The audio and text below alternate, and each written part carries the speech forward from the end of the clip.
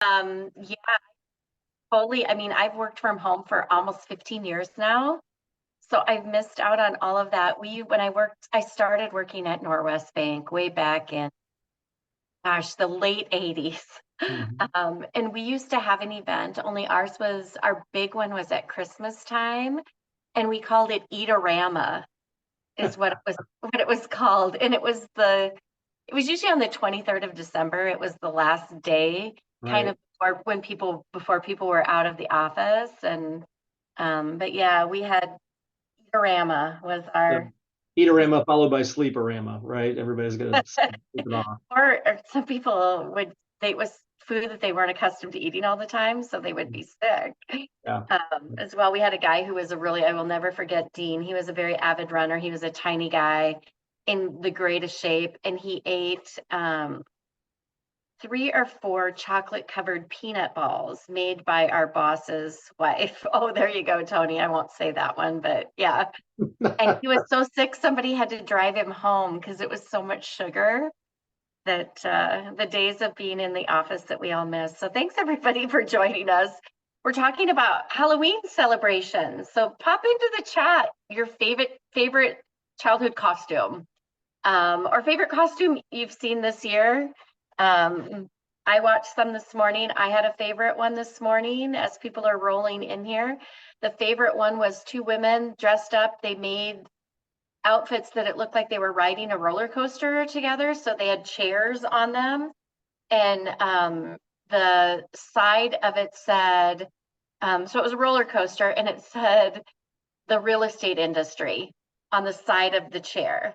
So I thought that was rather clever. They were moving them around as if they were on a roller coaster. It looked pretty real. So I was kind of impressed by that one. Um, but we will get going here. Well, people are still rolling in, but we'll get going and start with introductions. This is the last week in mortgage today. I'm Faith Howard Mooney, the VP of Member Engagement at the Mortgage Collaborative. And I have with me Matt Knueven, who is the COO, SVP, and Director of Mortgage Operations at Evolve Bank and Trust. Thanks for doing this with us, Matt. Yeah, thanks for having me, Faith. I really appreciate it. And good afternoon to everyone. Yeah. So I would love it if you would just share. You're obviously on the banking side of the business. I would love it if you would just share a little bit about who Evolve is as we get Sure. started here. Sure. Happy to do that. Well, I've been here for about 3 years. I had the privilege of working here at Evolve Bank and Trust, and it's a really dynamic organization with just a great culture. So a little bit about us is the bank was actually established in 1925, so it goes way back. It was a bank that was established to help farmers in eastern Arkansas. We're headquartered here in Memphis, Tennessee, where I am today, but I think it's fair to say that we've evolved quite a bit since 1925 or the last 100 years or so. And Evolve is a technology-focused financial services organization. We're a banking as a service provider and really well known for our lines of business. We're kind of unique in that we've got a nice set of complementary businesses that offer a natural hedge to one another. So when the mortgage business is challenging, the other businesses that we have really are thriving and doing very well. So of course, we have mortgage, we have personal and business banking, we have an SBA lending division, we have a physicians capital group, a trust group, and then we've got our open banking group. And our open banking group is really globally recognized as a payment processing partner. And we work with fintech firms, financial technology firms like Dave.com and Shopify and Stripe and other groups like that. So we're a very well-known bank in those spaces, in addition to mortgage. From a mortgage perspective, we are a bank. We operate a lot of ways like an independent in terms of speed and how nimble we are and how flexible we are in terms of offering programs, lending nationwide. So not only here in Tennessee, but we've got a strong presence up in the New England states, Massachusetts, Connecticut, Delaware, New Hampshire, New York. We're in Virginia and Maryland, Florida, California, Oregon. So we sort of span, we've got an office in Arizona. So we're very entrepreneurial, I think is the best way to put it. And we've got a really dynamic leadership team. It's a privately held company, a family run company, and not unusual to see the chairman of the board walking the halls, and he's probably in costume today. He's probably here in Halloween What costume. costume today? Yeah. No, I haven't seen him yet. He's upstairs, but it's just a really unique group, and I think it's really good to be us. So Yeah. pleased to be on here to represent Evolve today. Yeah, I can't believe that you've been at Evolve already for 3 years. Yes, Like yeah. that seems just crazy to me.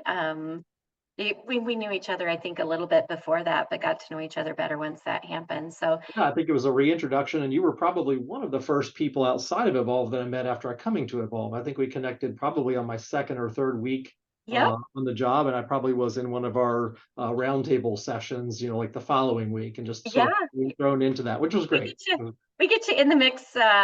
We get you in the mix pretty quick here. For those of you who just joined us, look into the chat. You'll see that Lance was Jason Voorhees from Friday the 13th, full on machete, but it was fake. But yeah, you're not going to be doing that in a school here at this point in time for sure. Sexy saxophone guy in middle school. So yeah, share with us, continue to share with us your favorite comments or your favorite costumes from when you were little. Thought I'd start out just by mentioning something today. Don't have a lot of information because it hasn't been out in the wide press yet. But our learning and development manager, Stacy McKenna, thanks for this one. A Missouri jury finds NAR, Home Services of America, Keller Williams guilty of colluding to inflate or maintain high commission rates. And of course, there were a couple of other players that were involved in that suit originally, which was Remax and Anywhere, but they settled a little bit earlier on. It looks like damages $1.78 billion. So hefty one out there today.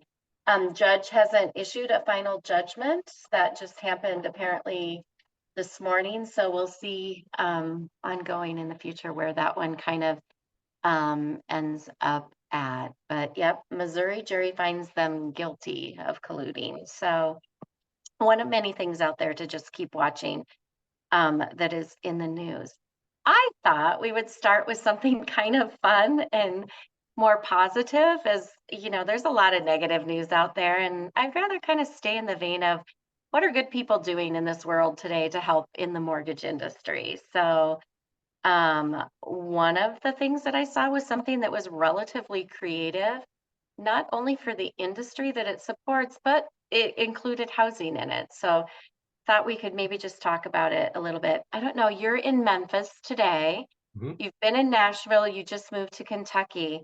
How do your public schools look at the beginning of the school year as far as attracting teachers? Do you know? Well, it's difficult. It's really challenging, right? And I have a little bit of a personal connection here because my sister is a public school teacher in a suburb outside of Cincinnati, and she's been doing that her whole life. That's her career. So, I hear the stories from her. I know how difficult it is, being a teacher, and we'll get into that here. But they're obviously, teachers are just integral to have in your community. Have them engaged and sort of near the schools where they teach and involved, beyond just the academics. I can remember, and you know, our guests here today probably as well, when you're particularly in elementary school and you see your teacher out in the community, or they come to your baseball game or your basketball game or something like that, that makes a real difference, right? So this solution that we're going to talk about here is really interesting. I'm very interested in that.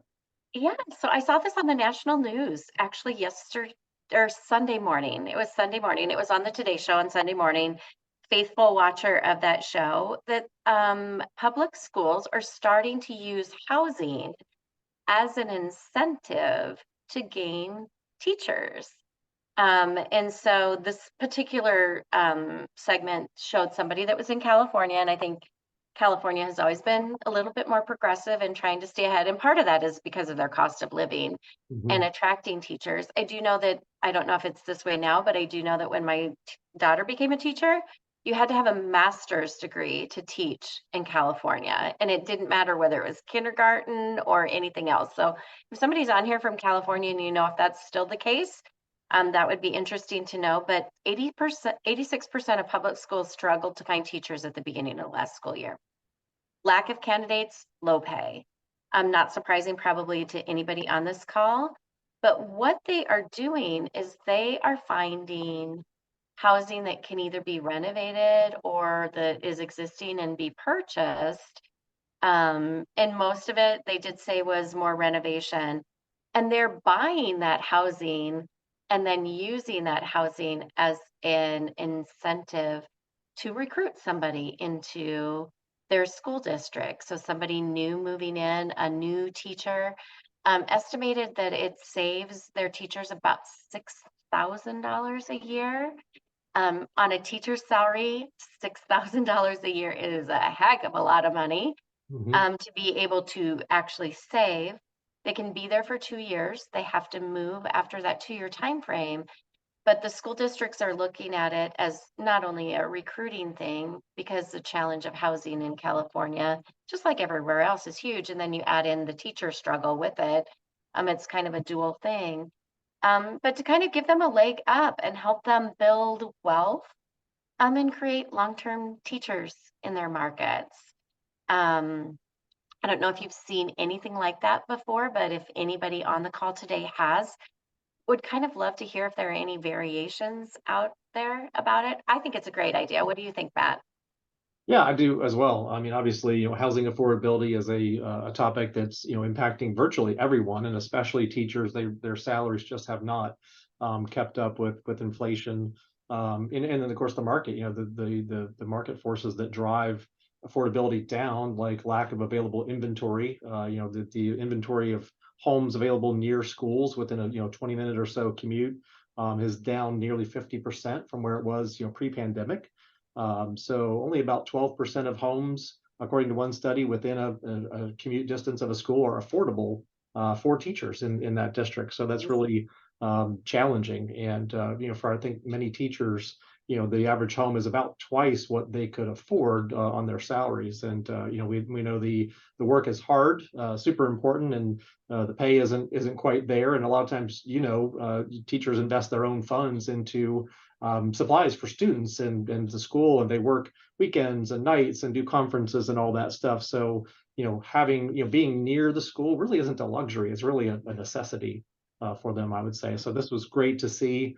It'd be nice to address the root cause of teacher salaries and how do we get those up where they belong, proportionate to the importance of the work. Because I think we can all agree there's a few things as important as winning hearts and developing minds and shaping character of children, which is what teachers do. But this is it's a good creative solution. And whether they're, I think in some cases they're building, multi-unit buildings for this, or renovating old schools or convents or churches. I don't know how I'd feel about living in a renovated school if I was a school teacher, but that's one option. So Yeah. definitely good to see things like this happening. It's one of the better things that I've seen out there, that I mean, every little bit helps, I think. And it's one of the better ones that I've seen out there is like the thought process of combining recruiting with housing. Thought that was a great idea. It is being done right now in California, New Mexico, Texas, Arkansas, Arizona, and Nevada, with the plans, as if things go well, to help expand into more markets. Yeah, So I think West Virginia's got a program as well, so they're in there working on it. And you mentioned California; they have the highest teacher salaries nationwide, but they also have the worst home ownership affordability. And then you look at I don't know if you mentioned Florida, but Florida has the least rental affordability for teachers in their market. So maybe Florida can come along and come up with a like compelling the proposition to make home ownership affordable for their teachers. yeah, I just thought it was one of the better creative ideas that I've seen out there that seems like it may be something that is very sustainable as well. Yeah. I like to find a term during the week that I've not heard before. It was kind of in relation to this. Um, and it's always gone on in the market that I'm in until very recently, I would say. And it was NIMBY, not in my backyard. Talking related to multifamily housing, rental properties, those kinds of things. I happen to live in a part of the Twin Cities that I live here because of a kid. People that know me know that. And so I've stayed in this environment, but it has been very opposed until very recently, to anything other than single family housing. And that was one of the things that this housing related story related to teachers kind of addressed, was the fact that they weren't seeing that not in my backyard mentality related to teachers being able to have housing in the community. So I don't know, have you experienced that in any of the markets that you guys have been around, that there's just challenges in creating additional housing because of the um, community not wanting to promote it, but not wanting it in their neighborhood, right?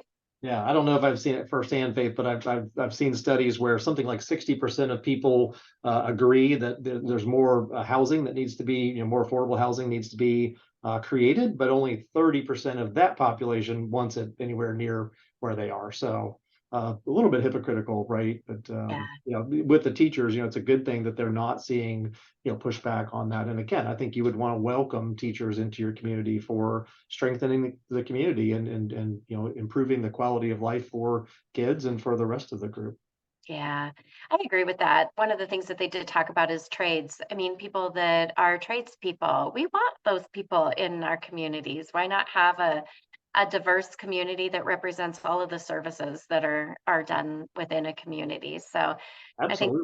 that was kind of great. But that was my term, not in my backyard, NIMBY, not something I'm a proponent of here. And I don't think a lot of people in our network would be either.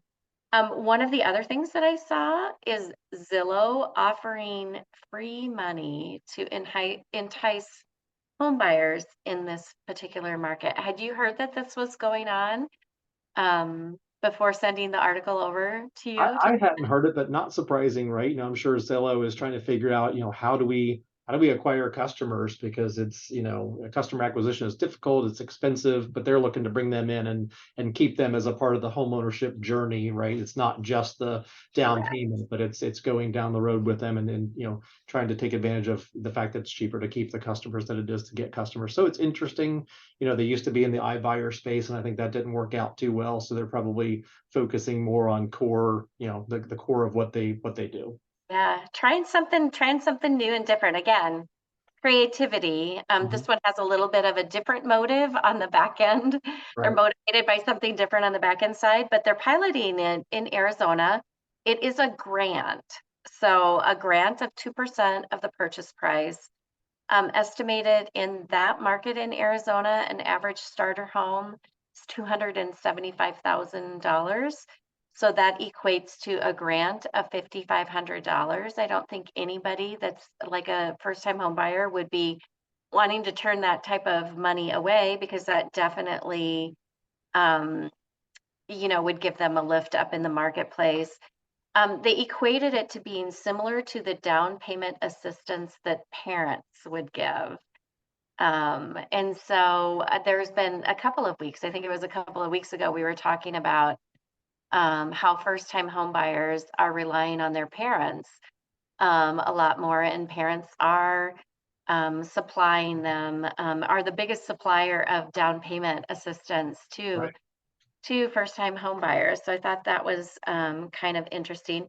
They did not disclose the total pool of funds. So that makes me a little bit leery, because it's like, is this I mean, I hate to say this, but I always look at it from the angle of, is this a marketing ploy? Right. Mhm. To be out there and to be advertising this. So I always want to know, like, what is your total in this? What are you willing to contribute to this to make it work? It does have to fall below area median income for most people. But the product is a 30-year fixed product. There's that they finance on with this grant. It does, the motivating factor, I think you said it in the very, very beginning for Zillow, is to bring those people into their suite Mhm. of real estate products. So they have a little bit different motivation than some others would in the Yeah, industry. they're not exempt from the struggles that we are, right? I mean, I think there were just over 4 million home sales in August of this past year, which is, I think, the worst on record in the last 10 or 15 years or so. And so that's their business. That's who they are. Their revenues are down, I think, 17%. So yeah, they're having to get creative, and figure out ways to acquire customers and, build for the future. But I don't know about you, Faith. I was kind of surprised that the average starter home there is $275,000. It's like, where do you find that, right? I don't know. And you've said this many times, people probably get sick of me saying it, but here it used to be that you could buy a very nice townhome or condo, and the beginning number was a 3. It's now a 5. Yeah. And rapidly approaching the 6s. And it's very odd to me. I was in a situation where I needed to purchase in February, hadn't planned on it, didn't intend to. And there's just so little out there unless you get really far out into rural. I mean, if you go to rural America in Minnesota, you'll find things at 275. But to me, that seemed really low. And I would say not for long. There's a big push to move, to rural America. A lot of people are seeking that out. So I thought the same thing because I've moved to a fairly rural area in Barron County, Kentucky, and I thought, well, this will be, shooting fish in a barrel. But no, I mean it's competitive and prices are up, and there are a lot of people seeking that lifestyle. I think it's one of the outcomes of the pandemic, right? People really reevaluated where they were and population density and amenities that were available and lifestyle. So yeah, I would agree with that. yeah, Yeah. I felt 275, and of course, my judgment's probably somewhat skewed because I came out of the Nashville market for the last 10 years, and that's just on fire. To your point, that the numbers are really, really ridiculous in terms of, I saw like you said, starter homes that start with a 5, right, and they're just basic builder grade, one coat of paint on the walls and things like that. So Get them in there, get them up, and get them in there as quick as you can. Kind of in that same vein, we've noticed something here in the Twin Cities, and I'm sure it's other places too. We have a large building community here because that is where our housing supply definitely is coming from.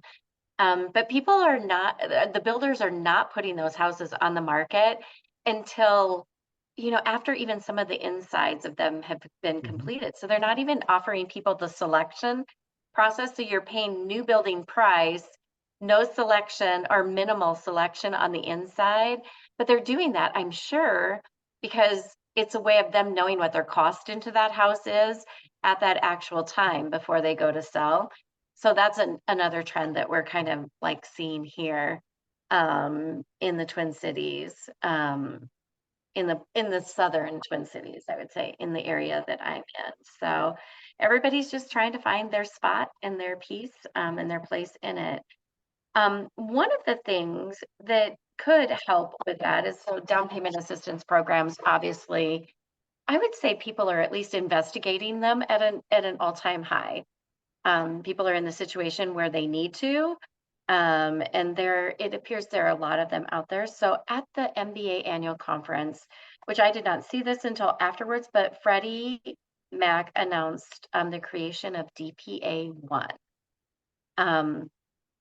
Lenders and housing counselors, it's a tool for them to use to find programs that, in the simplest terms, that match their borrower that they have. Compares 3 programs at a time side by side. They feel like it will offer more informed decisions, more visibility into the DPAs.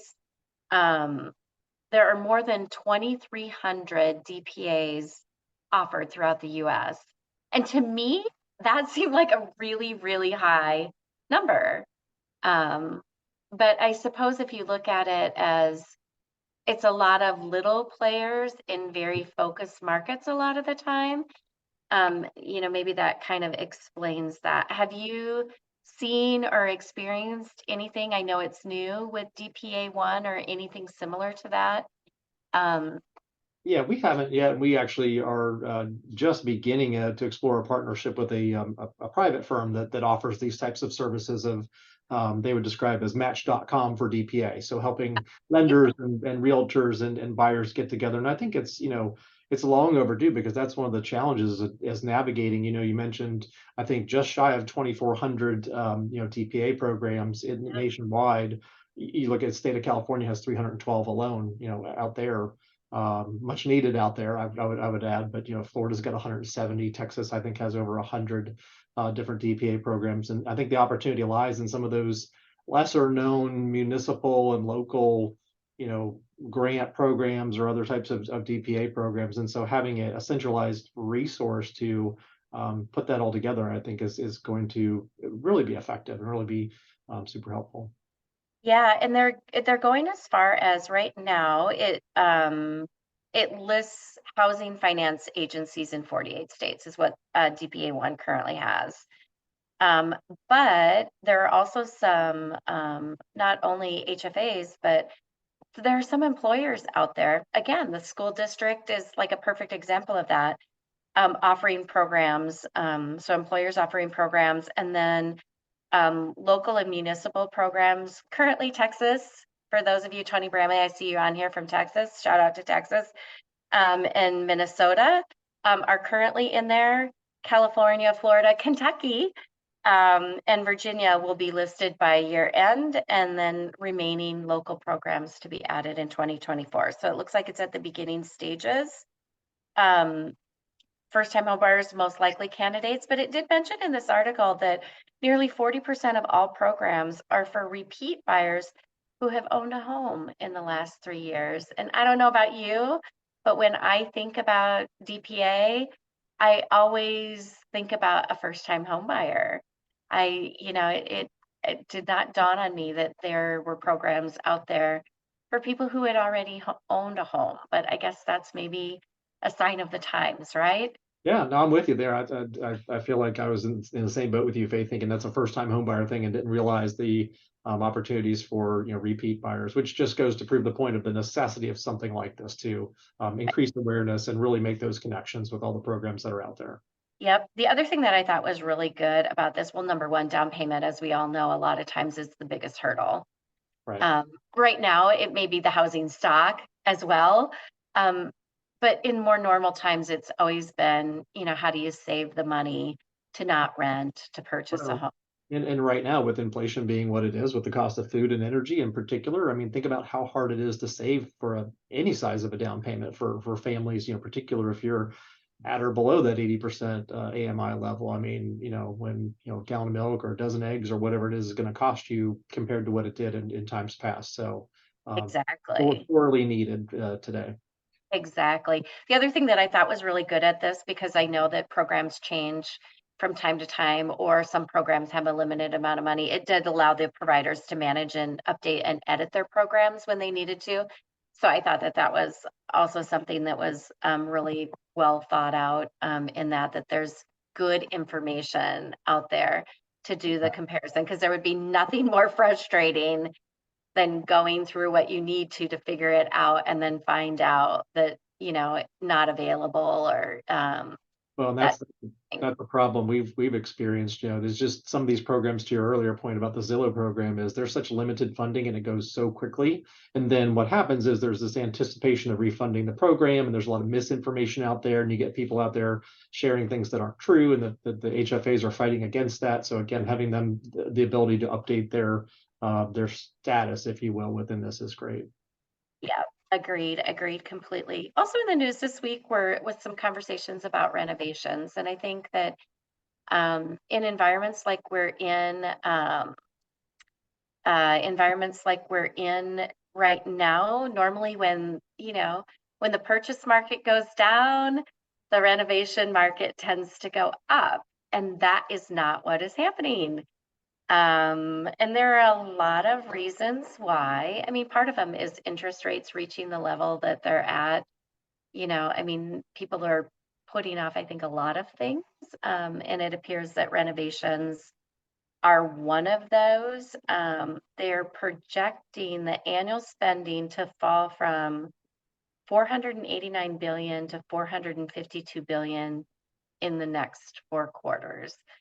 Low supply of existing homes, high rates, and people having concerns about the broader economy. I think, to your point, some of the costs of things have not gone down, and we've seen news that credit cards keep kind of like Right. they're inching their way up there, that I think people are tending to hold off at this point in time. Yeah, consumers are sort of shunning the larger projects in favor of maybe small repairs or things of that nature. And this story lines up with, if you look at, forecasts from the big box stores, right? So Lowe's and Home Depot, in terms of what they're seeing and what consumers are purchasing, and more importantly, perhaps what they're not purchasing.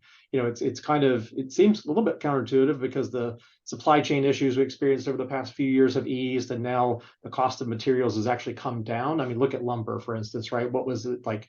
Nearly $2,000 for 1,000 board feet, and now it's like 400 or 500.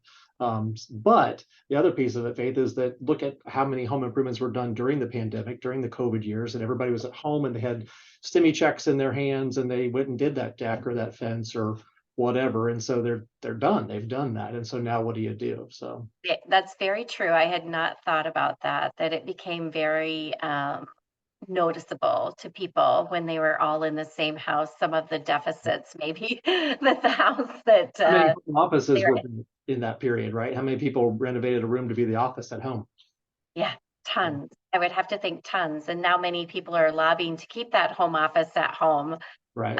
Some people are being asked to come back into work, but definitely we need some of these things to just come together all at the same time, like lumber to remain down, and municipalities getting on board with different types of housing and getting that running. That's all we need, is we need some of those little wins in there. I think it's Lower interest rates.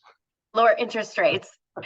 That one, of course, I should have mentioned first, right? That's probably the biggest one that would jumpstart things Yeah. a little bit for sure.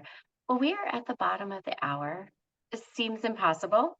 Always nice to talk with you. It always goes by so quickly. You have no concerns that you won't be asked back again. Well, So fantastic. I appreciate it. Really privileged to be on here with you, Faith, and good to talk to you. And yeah, have fun. I can't believe it's already the bottom of the hour. I mean, it's just I know. One of the nicest conversations I've had in a long time. It is always great to talk with you. Thanks to you, and Evolve, for everything that you do within our TMC family. We really do appreciate you. cool. And everybody that has joined us, next week, same time, same place. Subscribe to our YouTube channel, because things are always out there if you happen to miss it. So please do that to us, and share with your friends to come join us in the conversation. Appreciate everybody who popped stuff in the chat today. And we will see you next week at the same time. Thanks so much, Matt. All right. Thank you. Appreciate it. Bye now.